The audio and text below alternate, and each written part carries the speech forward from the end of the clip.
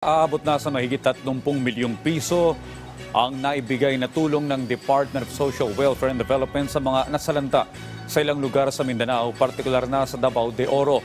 Ayon sa DSWD, nasa mahigit 55,000 food packs at non-food items ang naihatid sa mga apektadong lugar, habang 11 benepisyaryo naman ang naabutan na ng cash assistance na may kabuuang halaga na 110,000 pesos.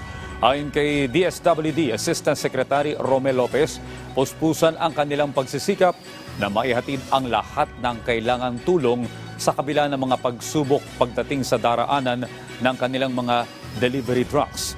Patuloy naman ang assessment ang ahensya sa mahigit 100 pamilya na apektado ng landslide sa Maco, Davao de Oro para maabutan na rin ng agarang tulong. Yes, admittedly talagang medyo challenge po tayo doon sa lawak ng pagbaha doon sa area natin sa Mindanao.